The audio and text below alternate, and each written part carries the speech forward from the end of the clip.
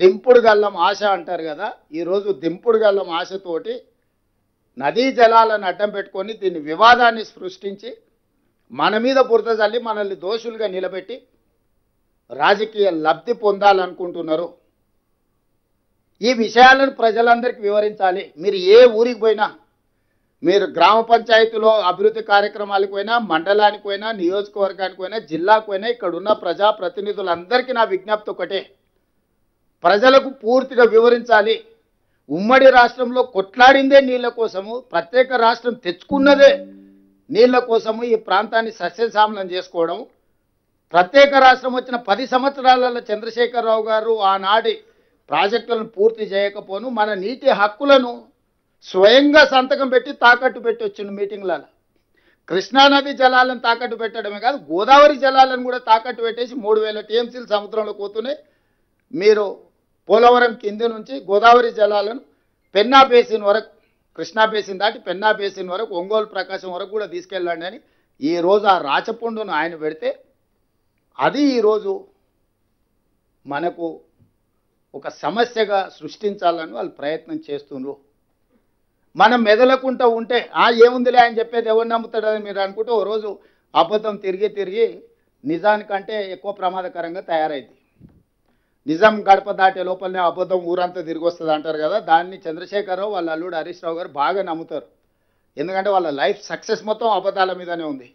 Family package కింద అబద్ధాలు చెప్పి బ్రతకడం బాగా నేర్చుకుని వాళ్ళ ట్రైనింగే అట్లుంది, స్కూలే అట్లుంది, సిలబసే అట్లుంది, ఓన్లీ అబద్ధాలే చెప్పాలి మనం అని. నిజం చెప్తే విక్రమార్కుడు ఏదో ఉంటుంది కదా, నిజం చెప్తే మీ తల వేవు ముక్కలైపోతుంది అన్నట్టు నిజం చెప్పితే వాళ్ళు చచ్చిపోతారని వాళ్ళకి ఏదో శాపం ఉన్నట్టుంది. అన్ని అబద్ధాలే. నేను అందుకే చెప్పిన హరీష్ రావు గారు ఇన్ని ఆరోపణలు చేస్తున్నారు కదా, ప్రత్యేక శాసనసభ సమావేశాలు ఏర్పాటు చేద్దాం. ఒకరోజు కృష్ణానది జలాల మీద, ఇంకొక రోజు గోదావరి నది జలాల మీద చర్చ చేద్దాము. మీరు ఇంత అనుభవజ్ఞులు కదా, 5 ఏళ్ళు నువ్వు మంత్రి చేసినావు, 5 ఏళ్ళు చంద్రశేఖరరావు గారు మంత్రి చేసి 20 ఏళ్ళు నీళ్ళ కోసమే తెలంగాణ ఉద్యమం చేసినావు అని చెప్తున్నారు కదా, చర్చ చేద్దాం చట్టసభలలో రాండి అని నేను వారికి విజ్ఞప్తి చేసిన. మీరు స్పీకర్కు లెటర్ రాయండి, మేము కూడా అఫీషియల్గా లెటర్ ఇస్తాం గవర్నమెంట్ నుంచి. ప్లాట్ఫామ్ మీద ఫేస్ టు ఫేస్, ఇప్పుడు నేను ఈడేం చెప్పినా మీరందరూ మన వాళ్ళే, మీరందరూ ఎక్కువ తక్కువ 99% నేను చెప్పిన దాన్ని ఆమోదిస్తారు. నేను అట్లా వాదించదలుచుకోలే, నేను మీకు వివరాలే ఇస్తున్నా. చంద్రశేఖరరావు గారు, హరీష్ రావు గారు టీఆర్ఎస్ పార్టీని శాసనసభలో నించోబెట్టి ఒక్కొక్క జీవో ఒక్కొక్క పేపర్ చదివి వినిపించి ఆ రోజు ఏ విధంగా మనకు తెలంగాణ ప్రజల పట్ల మరణ శాసనం రాసిండ్రో, ఈ రాచపుండు ఎవరు తీసుకొచ్చి తెలంగాణ ప్రజలకు అంటగట్టినరో మనం చర్చించుకోవాల్సిన అవసరం ఉంది. ఈరోజు ఎన్విరాన్మెంట్ మినిస్ట్రీ అయితే పిఎఫ్ఆర్ను తిరస్కరించిండ్రనంటే అదేదో పరిష్కారం అనుకోకండి, అది కామా మాత్రం, అది ఫుల్ స్టాప్ కాదు. వాళ్ళు లేవనెత్తిన డౌట్లను మళ్ళీ క్లారిఫికేషన్ పేరు మీద మళ్ళీ వెనక్కిస్తాడు. ఎందుకంటే మోడీ గారి మనగడ చంద్రబాబు నాయుడు గారి మీద ఉంది, చంద్రబాబు నాయుడు గారి మనగడ గోదావరి బంకంచెర్ల మీద ఉంది. ఇవన్నీ నదుల అనుసంధానం లాగా రివర్ ఇంటర్లింకేజ్ లాగా ఇదంతా పొలిటికల్ ఇంటర్లింకేజ్ ఉన్నది. అందుకోసమనే ఇది మన తెలంగాణలో కడుతున్న ప్రాజెక్టులు కానీ తెలంగాణకు కేటాయించిన నీళ్లను పక్కాగా లెక్కలు రాసి మన కేటాయింపులు జరిగినప్పుడే ఈ సమస్యకు పరిష్కారము.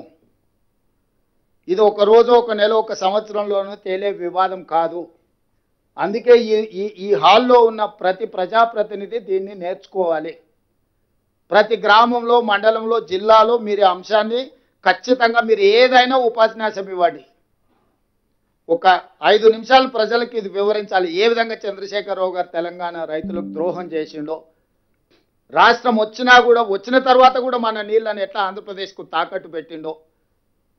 ఆ రోజు ఆయన ఇప్పుడు వీడియోలో చూసిరు ఆయన గొప్పల కోసం ఎట్లా మాట్లాడుతుండో, కొందరికి నచ్చదు, కొందరు కడుపు నొప్పి ఉంటుంది, కొందరికి అది ఉంటుంది.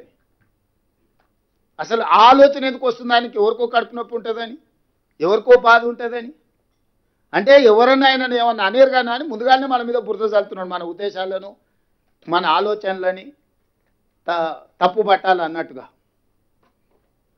చంద్రశేఖరరావు గారు శాశ్వతం కాదు, చంద్రశేఖరరావు గారు సృష్టించిన సమస్యలు శాశ్వతం కాదు. నీటి కేటాయింపులే శాశ్వతం, మన హక్కులు శాశ్వతము. మన శాశ్వతమైన నీటి హక్కుల కోసము మనం ఖచ్చితంగా ఒక స్పష్టమైన విధానంతో ముందుకు వెళ్ళాలి. ఇక్కడికి వచ్చిన పెద్దలందరికీ కొంతమంది మిత్రులు ఉన్నారు, చాలామంది పెద్దలు ఉన్నారు. ఎందుకంటే మాకంటే కూడా అనుభవజ్ఞులు, సాగునీటి మంత్రులుగా చేసిన వాళ్ళు, ఉద్యమాలు చేసిన వాళ్ళు, లేకపోతే నీళ్ళ ఏ విధంగా మన జీవితాలను మారుస్తాయో అవగాహన ఉన్న వాళ్ళు చాలామంది ఇక్కడ ఉన్నారు. మీ అందరికీ ముఖ్యమంత్రిగా నా విజ్ఞప్తి ఒకటే, ఇది మనందరం బాధ్యతగా గుర్తించి మనందరం కలిసికట్టుగా ఒకే మాటను వినిపించాలి.